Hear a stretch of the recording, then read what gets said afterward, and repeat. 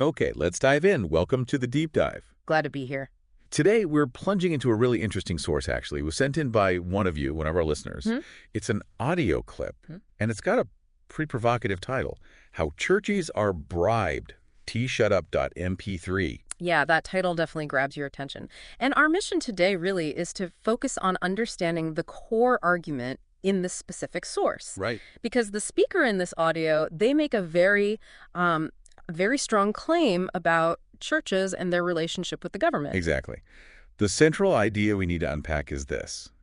The source claims that tax exemption for churches isn't just, a standard financial perk. Yo, It's fundamentally hush money from the government. That's the term used. hush money, wow. And the source really tries to explain why the speaker feels this way, what specific strings they claim are attached to that tax-exempt status. And it connects these ideas to some much bigger themes too, doesn't it? Societal stuff, even eschatological things. Yeah, it goes broad. Yeah. But just to be clear for everyone listening, Mm-mm. our goal here is just to explore the arguments presented in this source. We're laying out its perspective, the information it gives for you to think about. Exactly. We're reporting on what's in this specific audio clip. Okay, so that core claim right out of the gate, it's striking. It really is. That the tax-exempt status most churches have, Yeah. like the 501c3 in the U.S., it's not just about recognizing good works. Nope. The source frames it as hush money, paid by the government. And the reasoning, according to this source, why call it hush money? Well, the source alleges it comes with, and this is a direct quote, a lot of restrictions. Okay. And these restrictions supposedly control what the church can and cannot say.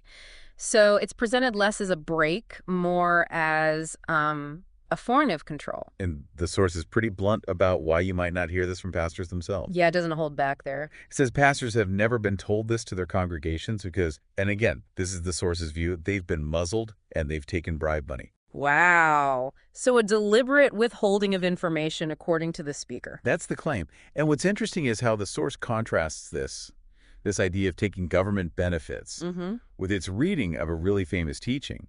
It brings up Jesus saying, render to Caesar what is Caesar's. Right. Implying that, well, churches should be paying taxes. Exactly. And that accepting tax exemption is sort of going against that principle in this view. So taking the benefit is seen as the problem itself. Yeah. And building on those restrictions. The source is explicit. It says getting that 501c3 status means churches accept a variety of restrictions. Restrictions on what they cannot say and cannot do. Right, in exchange for the tax break. And that specific exchange is what the source calls bribe money or hush money. Okay, so it's presented as a direct quid pro quo. Do you get specifics on these restrictions? It gives a couple of examples. It claims churches can't do certain political organizing. Okay, that's one thing. And more broadly, that pastors cannot say certain things if they want to keep that status. It's a bit general there, but that's the gist. And this ties back to why the source thinks pastors aren't upfront about it, right? Exactly. It repeats that pastors will never tell you this because they want you to believe that you're getting the whole truth. So how does the source say this control actually works? What's the mechanism? It suggests there's a kind of threat, particularly for larger churches. It uses terms like megorches, big stadium seating propaganda churches. Pretty critical language. Okay, so focusing on the big ones.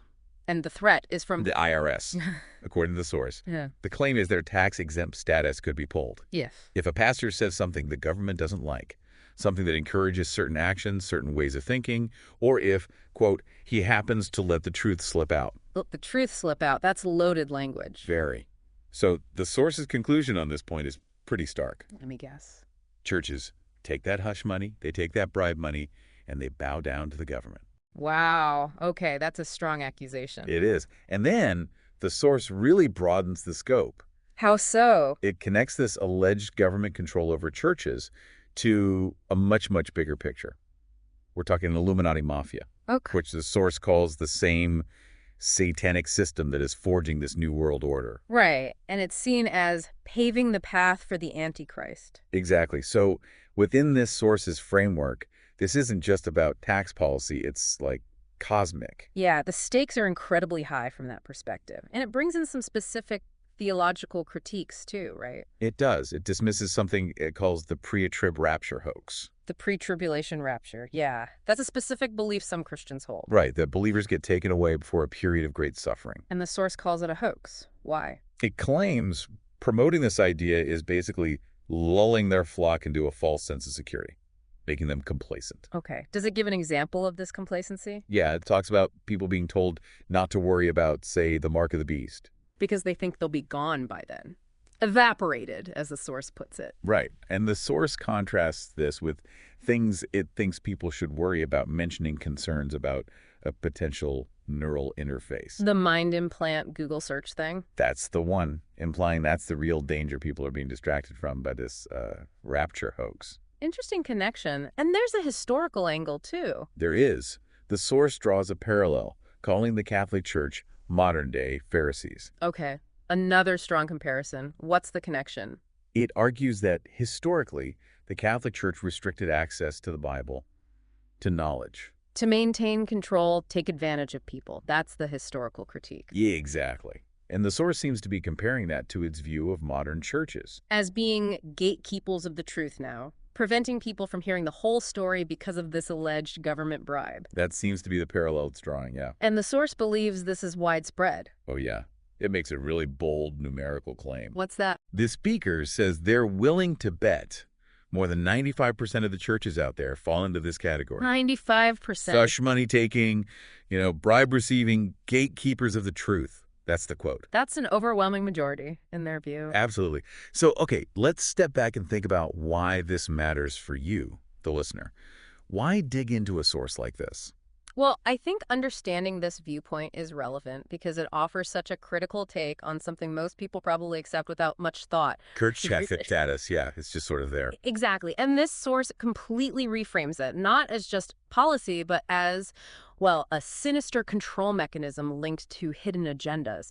It really challenges that conventional view. And it speaks directly to the listener who might be hearing this kind of argument for the very first time. Mm-hmm. It doesn't just present the idea, it tells you what to do about it. Right. There's that explicit call to action near the end.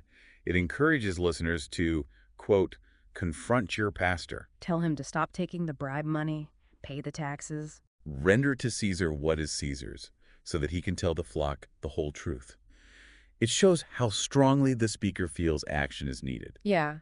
And I think engaging with a source like this, even if you disagree with it strongly, Sure. It helps you see how different interpretations of things, tax law, bits of scripture history, can all combine to create really, really different conclusions about institutions we often trust. It highlights just how wide the range of perspectives can be on, well, almost anything. Definitely. Okay, so let's wrap up this deep dive into the source. How churches are bribed to shutup.mp3. We've covered quite a bit. We have. We looked at its main claim, Yeah. church tax exemption as government hush money. We talked about the alleged restrictions and the control mechanism it describes. And we touched on those broader connections that the source makes, the political systems, the historical critiques, the specific end times interpretations. Right. So maybe a final thought for you, the listener, to chew on, kind of building off these ideas in the source about knowledge and control. The source argues that, in the past, religious leaders limited access to information to keep control. Restricted the Bible, etc. And today, it claims, government incentives restrict what pastors can say, keeping people from the whole truth. So a shift in who is doing the restricting, maybe, but the outcome is similar in the source's view. Truth is gated. Exactly. So here's the question for you to think about. In our current age, with information seemingly everywhere, yet so many competing claims about what's true. Yeah, information overload, almost. Right. Who or what do you see as the potential gatekeepers of truth today? And how do you personally navigate all those different claims to figure out what information is essential and who might have access to it or who might be, well, hiding it? That's a really important question. Who are today's gatekeepers and how do you filter the noise? Something to definitely think about.